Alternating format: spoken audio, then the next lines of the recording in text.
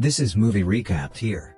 In this video, I will recap one of the rom-com films from 2021, titled, The Hating Game. So without further ado, let's get started. The movie begins as 28-year-old Lucy Hutton is seated at her desk at Bexley & Gaiman Publishing. She and Joshua Templeman, who works at the desk next to hers, assist the co-CEOs Helene Pascal and Richard Bexley. According to her, one of the most crucial things about Lucy is her hatred of Joshua Templeman.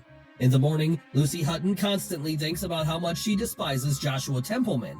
The two of them often engaged in childish and unprofessional games. Lucy only performed something at work after turning it into a competition with Josh, whom she viewed as her archenemy. Both assistants hate each other and think the worst. Lucy is thinking about how to beat Joshua at work and how she can handle everything, and she looks at Joshua and thinks that all he wears is blue colors. She counts the days in her head, and on which day Joshua has worn light blue, on which day he has worn tea blue, medium blue, and Savoy blue. And with that thought, she is disturbed by the thought that why does she think about him? She should hate him, and she gets back to work. In the next scene, they are both called to a meeting of CEOs, and they are about to announce the great news. Both Mr. Bexley and Helene want their executive assistant to fill the role of Chief Operating Officer when they announce the creation of a new post. They look at each other with grim smiles because none of them wants the other one to win. At that moment, she thought of how she could defeat him, and all she could think about was him only, and she wanted him to regret messing up with her, just like his work and behavior messed up her mind. So she starts making plans and starts thinking of how to make certain plans work.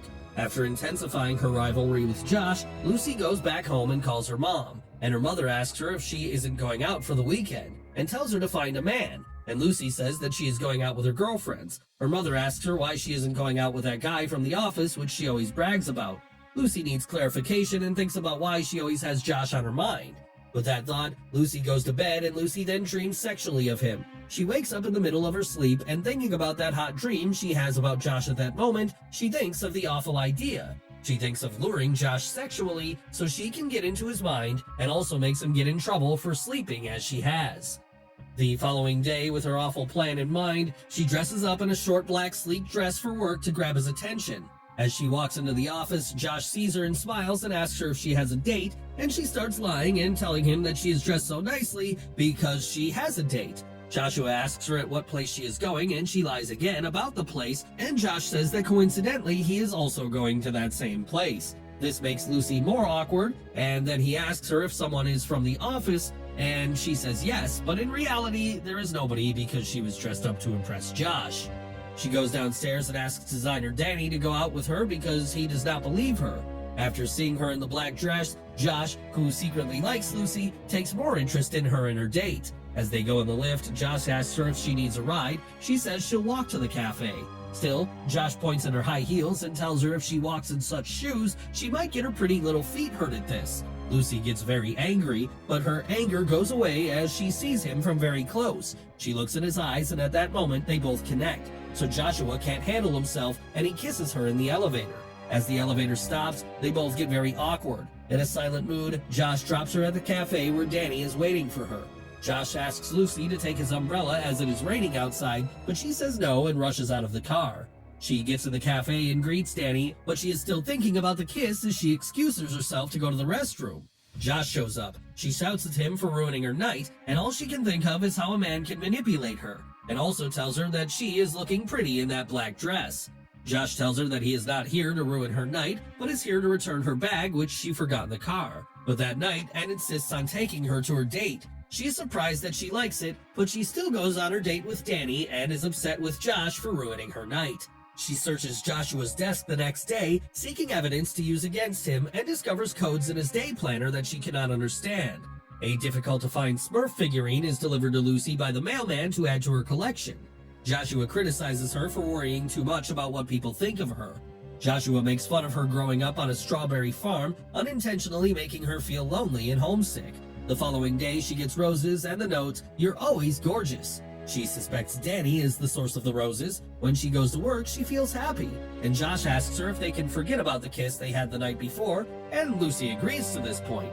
So Josh asks her what game they should play next, and she says why not be a normal college and not fight all the time, and Josh gives her a funny look. And at that moment, her boss walks in and asks about the campaign, and she is telling about her idea for the new promotions. Josh steps in and tells her that's a boring idea, and he has always submitted a promotion with a paintball game idea, which has been approved.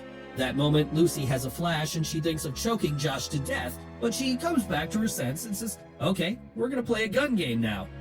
The next day, Josh's idea comes to life and everyone has had a paintball game played at work to foster camaraderie. As they are getting dressed to play the game, Lucy looks pale, and Josh checks her and says that she is burning, but she ignores him and goes to play the game. Danny steps in and asks Lucy if they can team up for the game, but Josh stops him there and says that the teams are pre-selected and that Lucy and Josh are a team. While playing the game, Lucy tries to win, and Josh tries to save her from getting hit, but she is stubborn, so she goes in front but gets hurt. They both fall to the ground, and Josh asks everyone to stop the game. As Lucy gets off her helmet, Josh notices she is burning, and before she can say anything, she vomits on Josh. Josh cares for her in the heart but doesn't show, so he brings her back to her house. When she becomes seriously ill, Joshua helps her get home. Once he realizes there is no one else to care for her, he stays to do so. She asks him to leave, but as he's about to calm her down, she vomits again, and Josh calls his brother to check up on Lucy as the whole family of Josh is full of doctors. After checking up on Lucy, Josh's brother asks him to rest and goes to another room to prescribe medicine for Lucy. Lucy overhears Joshua chatting to his brother Patrick, a doctor, about getting married as he invites him over to look at Lucy. Joshua is persuaded by Patrick to attend the wedding and to bring Lucy. After that, Josh puts Lucy to bed, and in the morning, he makes her breakfast and cleans her house. Lucy gets very much weird about it and tells him not to use any of the tactics against her at work, which pisses Josh off, and he leaves in an instant. When Lucy comes to the office, she is confronted by Danny. He brings her flowers and takes her to her office, and when Danny leaves, she sees strawberry juices on her table, which she told Joshua night when she was ill. Joshua and Lucy get more intimate with one another due to her illness. Lucy understands that she doesn't despise him. Joshua is upset when he kisses her on the cheek and invites her to supper that evening. When she finds that juice on the table and sees the card, she guesses the flower from earlier that week that Josh sent. And she gets very embarrassed about it because she bragged that Danny gave her all the flowers and she wants to thank Josh. So she asks Josh if she can do anything to return the favor, even go to his brother's wedding. He resists her attempts and she pushes him to the storeroom, and there she says that she wants to return the favor, but the heat gets bad, and she asks him to kiss her. He says she is to kiss Danny that night, and if she doesn't feel that Joshua is the only one who can kiss her like that, he will wish them well. Danny and Lucy kiss, but Lucy feels nothing, and they decide to remain just friends. She and Joshua cross paths on the sidewalk when she arrives at the street where he lives. They kiss after she informs him that no one can kiss her as he does. She notices that his bedroom is robin's egg blue in his flat. He explains that he won't have sex with her since he wants much more time if they only do it once. She calls Joshua after work but hangs up because she can't help herself. She and he decided she should go to his place when he phoned her back. Joshua makes out with her once more but refuses to kiss her. Joshua informs Mr. Bexley that he won't want assistance in unseating Lucy for the position at work. He feels as though he has used Lucy. Joshua is disturbed when he meets Danny for coffee to discuss her interview presentation. The following day, when they are scheduled to leave for the wedding, Joshua instructs her to bring her weekend bag to work. Lucy overhears Joshua and Mr. Beckley bickering the next day. She is concerned about what it is, but nobody will say it. Lucy and Joshua flirt and talk about how attracted they are to one another on the way to the wedding. She acknowledges that he was the subject of the erotic dream she experienced and that she had to negotiate that first date with Danny due to lying about having met someone. Joshua and Lucy are having fun at the hotel when Joshua's mother Elaine calls to ask for help with the wedding decorations. As Joshua comes back, Lucy is already dozing off. Joshua admits to Lucy that in the past, women had just sought him for his appearance. After getting to know him, they had moved on to a decent guy.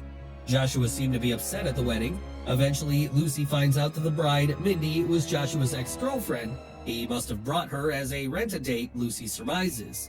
Elaine reassures her that this is untrue and that she is unique from everyone who has come before. Joshua stops Lucy from leaving by explaining that he doesn't need moral support from Mindy. Rather, he needs support because his father, Anthony, who broke his heart, needed it. They finally have sex that evening, and it's the most incredible she's ever experienced. The following morning, they have sex once more in the shower. At the wedding brunch, Anthony is challenged by Lucy. She stands up for Joshua and extols his wonderful qualities to Anthony. Joshua and Lucy return to the city. They freely acknowledge they are in love. He claims to have always done so. His bedroom was purposefully painted her eye color. Lucy gets flattered when she sees that painting, and at that moment, Josh tells her that he loves her and wants to end the fights and get together. But Lucy gets weird about it and says that work will come in between, so Josh calms her down and asks her to relax and not think about anything else but them. So they both agree to start over that night. The next day, Lucy overhears and misinterprets the conversation between Josh and their boss, including that Josh has been using their romance to distract her from the promotion. Enraged, she vows to beat Josh for the job. She goes back to Danny and talks about how she believes that Josh is telling the truth and thinks he loves her. Still, the truth is he does love her, and all he can think about is Lucy, only that there is a plan and he was pretending about that conversation with CEO, so after a tough competition, everyone is gathered in the hall. And as Lucy goes there, she thinks that Josh has become the new operation director, but instead, he informs her that he is switching positions and that she will take over as Bexley and Gaiman's new COO. In the end, she is on a call and is arguing about her writers with someone. It turns out that on the phone is Josh, and he is taking her out on a date. They kiss, and the end. Thanks for watching. Please hit the subscribe button so you never miss an update.